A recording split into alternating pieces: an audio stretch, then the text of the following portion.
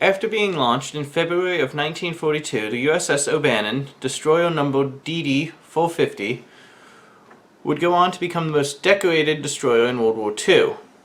However, its most interesting encounter would take place in April of 1943. The critical thing about this night was all decided about because of the common potato.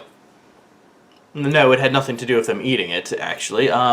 So what happened was they came across the Japanese submarine, RO-34, sitting out on the open waters. The reason that it would be sitting on top of the ocean instead of being like a submarine and being under the waves was due to the fact that it would need to come up to recharge its atmosphere, to clean out the old stale air, basically as a vital part of keeping the ship to live in. You'd have to come up now and then and basically change out your air.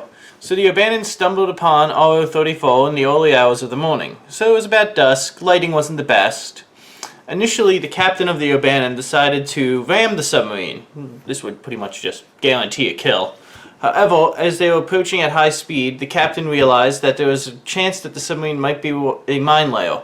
If this was the case, then ramming it would likely result in not just destroying the submarine, but also his ship too, due to the fact that it would blow the nose off of it. So at this point the captain decided to do a sharp turn, which instead of ramming the submarine, brought the destroyer right up alongside it.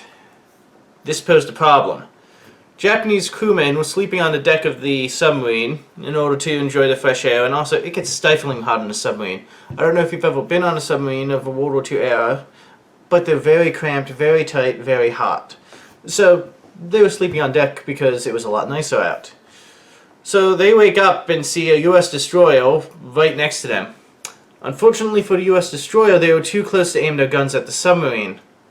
The submarine did not have this problem and would have been able to aim its guns directly into the side of the destroyer. Thinking fast, the crew on the deck of the U.S. destroyer reached for the first thing that they could, the potato, and started throwing these at the Japanese submarine. Again, it wasn't very light out, it was still pretty dark. The Japanese thought that they were hand grenades.